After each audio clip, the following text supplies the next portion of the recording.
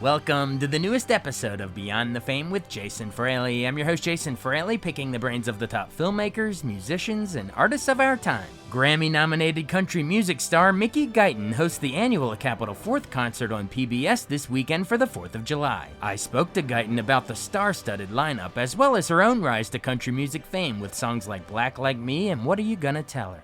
Hey, Mickey Guyton, thanks so much for joining us on WTOP in DC. Oh, thank you so much for having me. We're really excited because you will be hosting the annual Capitol 4th concert down, by the U.S. Capitol on the 4th of July this weekend. Will you be performing in addition to hosting? I absolutely will. I'm performing the national anthem, and I'm singing a song from my album called All Americans. Oh, we can't wait. That's going to be exciting. And remind everyone, we just spoke with Yolanda Adams a couple days ago, and she sang your highest praises, by the way. But remind us, in addition to Yolanda, who else you're going to be on stage with you? Oh, my God. You're going to have Cheetah Rivera, Yolanda Adams, Cynthia Erivo, Darren Criss, Emily Bear, Gloria Gaynor. There's just going to be so many amazing artists. Jake Owen. It's just going to be such an eclectic, diverse group of artists. It's just going to be amazing. Oh, yeah. All-star lineup. And you mentioned one of the songs you'll be singing, of course, is the national anthem. And a lot of our listeners will remember you just sang it at the friggin' Super Bowl. I'm sure a lot of people were... I did! How nerve-wracking and exciting and just amazing was that? Let me tell you, I found the perfect description of how I felt when I sang the national anthem. I felt like I was about to give birth for the first time, and I was about to get married and walk down the aisle to the wrong guy, but I had to go through with it because I already paid for the wedding. In front of the whole world, giving birth, live TV. In front of the whole world. Yes, that's how nerve-wracking it was. Did you get to catch up with any of the halftime performers, Eminem, Snoop, Dre, Mary J. Blige, any of them? I wanted to so badly. I actually shared a dressing room with Snoop Dogg, and he was in there, and I was too scared to say hi. Okay. Maybe next time. And I don't know why. I follow him on Instagram, and I love all of his funny videos, but I'm sure he would have been thrilled. I had one job. One job, sing the national anthem and get out, and that's it. Awesome. Well, remind our listeners, I know you grew up in Texas. I always love to hear how you got into music to begin with, what your folks listened to around the house, or when did you get your first singing gig? Something cool from childhood. Well, the funny thing is I wanted to become a singer after I heard Leanne Rimes sing the national anthem at a Texas Rangers baseball game when I was a little girl. And this is before she became famous. And from there, that's when I knew I wanted to sing, be a singer. And my grandma also was a huge Dolly Parton fan. And whenever I would go over her house, she would have, Dolly Parton and Kenny Rogers VHS tapes hanging on the back of her door, along with fried green tomatoes and steel magnolias. So that was where I kind of found my love for music. And I sang in the church. Obviously. Of course. You're painting such a perfect picture of, with the movies and music that was out at that time. Right? We can totally see it. Tell us about your debut single, Better Than You Left Me. Was it true that was about a guy who broke up but then came running back after you sang for a certain president? Yes, that's exactly what happened. We broke up and he never he always thought the grass was greener. And I'm happy because had I never broken up with him, then I wouldn't have my son. But he was constantly breaking my heart to the point where I had fear of abandonment. It was just so weird. And so when he finally broke up with me, I said, all right. And then I got to sing at PBS in Performance of the White House, and I got to sing for a president of the United States of America. And I kid you not even a day or 2 days after that performance, he called trying to get back with me. And that the timing is a little fishy there. Coincidence, I think not. It's just a little fishy, clearly. And at that point, I just knew that was not for me. Right. Have me when I have nothing. If you love me when I have nothing. Right. Now was that President Obama? It had to have been if it was 2015. Yes, it was President Obama. Very exciting. All right. Well, then, of course, after that, Capitol Records Nashville, you put out the EP Bridges in 2020, and that featured the powerful single Black Like Me. It earned your first Grammy nomination. Just talk about how, and that was a deeply personal and a timely song to release that year. It's so crazy. I wrote my song Black Like Me back in 2018, and it was more so just a song, a therapy song for me personally, that I never in a million years thought would be put out. I never thought it would ever see the light of day. And then, the pandemic happened, and Ahmaud Arbery and George Floyd happened, and I had this song that was finished, mixed in my inbox, that was ready to go, and Spotify caught wind of it and asked for it, and here I am now. Oh yeah, it totally caught fire and blew up, and everybody, it just put you on the map. Absolutely, we love that song. And then, of course, you followed up with the tear jerking single. What are you gonna tell her? My wife and I listened to it and probably just bawled. She wants to know, do you cry when you're writing your own songs? But tell me about the answer is yes. Tell me about. Absolutely, I do.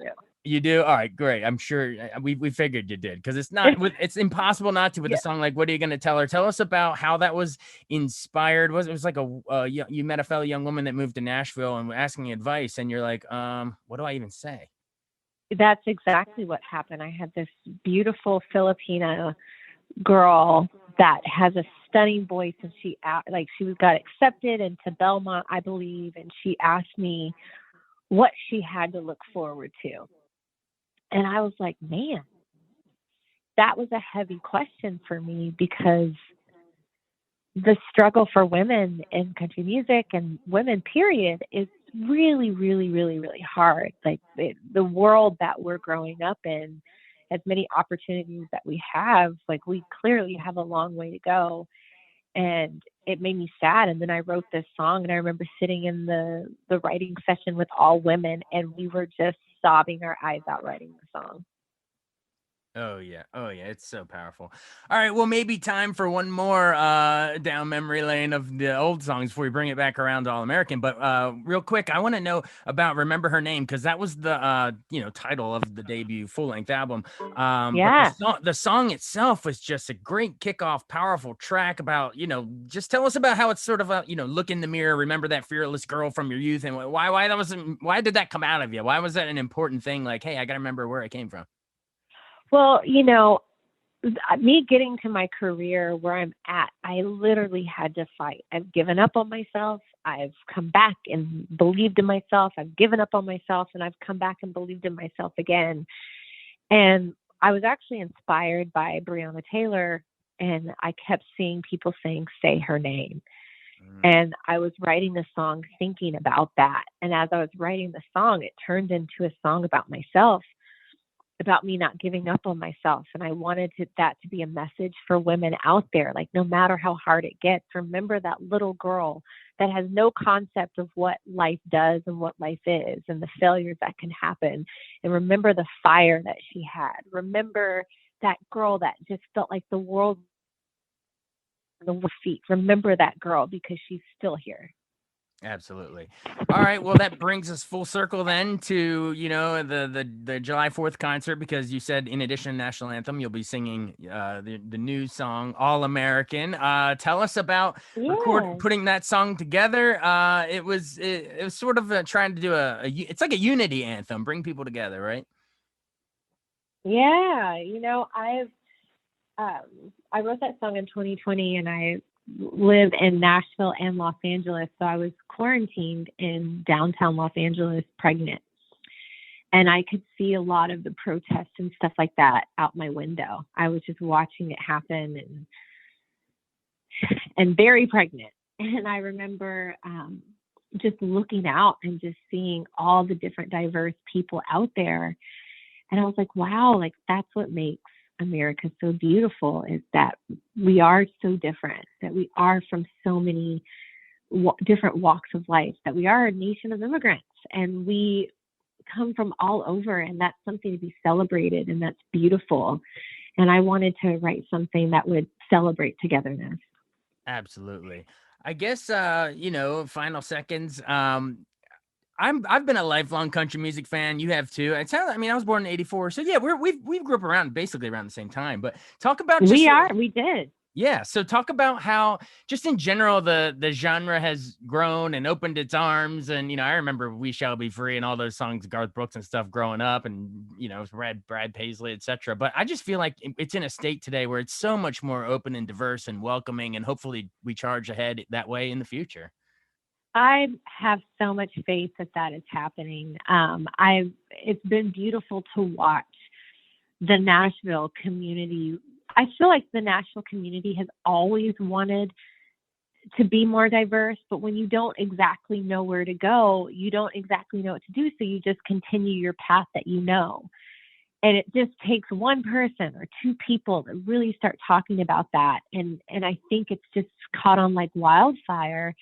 And everybody really wants that, from behind the scenes to in the bands to even the artists. And I think it's just such a beautiful thing to see all the different versions of country music, and to see the fans, like even looking at concerts, you see even like more diverse fans coming out. And I just think that that's really what country music represents.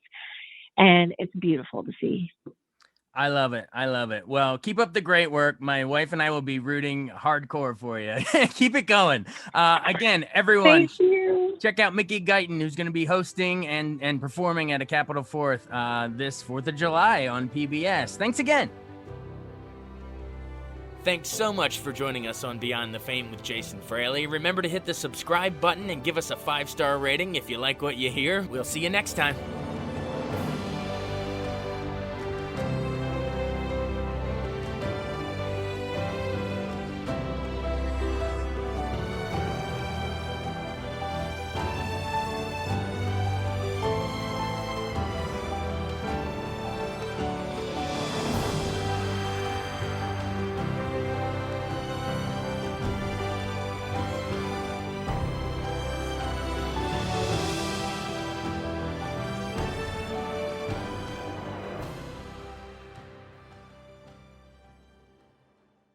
I wanted to take a second to tell you about an app I really enjoy. Living in the DC area is great, and Podcast DC gathers all of the local shows that I like all in one local app. Health, sports, local news, politics, and so much more. Podcast DC is the new local app with hundreds of DC area podcasts to choose from. I can earn exciting rewards just for listening and share the podcasts I love instantly. Available in the App Store or in Google Play, listen local with Podcast DC.